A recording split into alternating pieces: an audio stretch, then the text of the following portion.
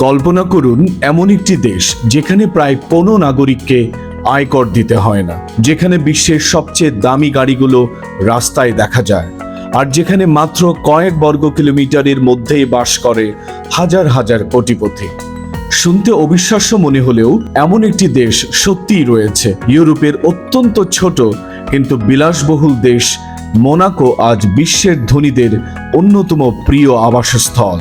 মাত্র 2.1 বর্গ কিলোমিটার আয়তনের এই দেশটি অর্থনীতি, বিলাসিতা এবং জীবনযাত্রার মানের দিক থেকে বিশ্বের বড় বড় দেশগুলোকেও চমকে দিয়েছে।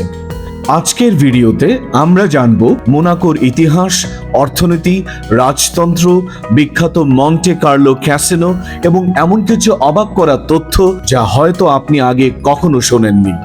মোনাকো পশ্চিম ইউরোপে ফ্রান্সের দক্ষিণ উপকূলে এবং ভূমধ্য সাগরের তীরে অবস্থিত। দেশটির আয়তন মাত্র 2.1 বর্গ কিলোমিটার, যা বিশ্বের দ্বিতীয় ক্ষুদ্রতম স্বাধীন রাষ্ট্র হিসেবে পরিচিত। এর চেয়ে ছোট রাষ্ট্র হল ভ্যাটিকান সিটি। ছোট হলেও আন্তর্জাতিক অঙ্গনে মোনাকোর পরিচিতি এবং প্রভাব অনেক বড়। মোনাকোর ইতিহাস শুরু হয় বহু শতাব্দী আগে। 1297 সালে গ্রিমাল্ডি পরিবার এই অঞ্চলের নিয়ন্ত্রণ গ্রহণ করে। এরপর থেকে দীর্ঘ সময় ধরে হাউস অব গ্রিমাল্ডি মোনাকোর শাসনের সঙ্গে জড়িত রয়েছে। ইউরোপের বিভিন্ন রাজনৈতিক পরিবর্তনের মধ্যেও দেশটি তার স্বাধীনতা ও স্বাতন্ত্র্য বজায় রাখতে সক্ষম হয়েছে। বর্তমানে এটি একটি সাংবিধানিক রাজতন্ত্র, যেখানে রাজপরিবার এখনো গুরুত্বপূর্ণ ভূমিকা পালন করে। মোনাকোর জনসংখ্যা প্রায় 40,000। সরকারি ভাষা ফরাসি হলেও ইংরেজি, ইতালিয়ান এবং মনেগাস ভাষাও ব্যাপকভাবে ব্যবহৃত হয়। মজার বিষয় হলো দেশের বাসিন্দাদের একটি বড় অংশই বিদেশি নাগরিক। বিশ্বের বিভিন্ন দেশের ধনী ব্যক্তি ও ব্যবসায়ীরা এখানে বসবাস করতে পছন্দ করেন। মোনাকো ধনী হওয়ার অন্যতম প্রধান কারণ হলো এর কর ব্যবস্থা। এখানে অধিকাংশ নাগরিককে ব্যক্তিগত আয়কর দিতে হয় না। ফলে বিশ্বের অনেক ধনী ব্যক্তি তাদের স্থায়ী ঠিকানা হিসেবে মোনাকোকে বেছে নেন। এছাড়াও দেশের অর্থনীতি মূলত পর্যটন, ব্যাংকিং, বিনিয়োগ, বিলাসবহুল আবাসন এবং আর্থিক সেবার উপর নির্ভরশীল।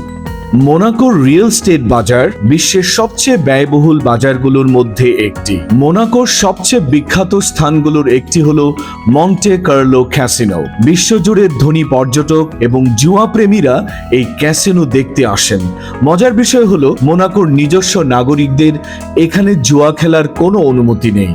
ক্যাসিনোটি মূলত বিদেশি পর্যটকের জন্য পরিচালিত হয়।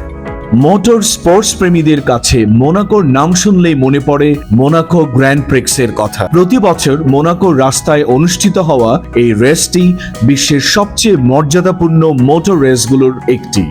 রেস চলাকালে পুরো শহর যেন একটি বিশাল রেসিং ট্র্যাকে পরিণত হয়। মোনাকোর বর্তমান শাসক হলেন প্রিন্স আলবার্ট II। তিনি 2005 সাল থেকে দেশটির নেতৃত্ব দিচ্ছেন। রাজপরিবারের জনপ্রিয়তা শুধু মোনাকোতেই নয়, পুরো ইউরোপ জুড়েই ব্যাপক।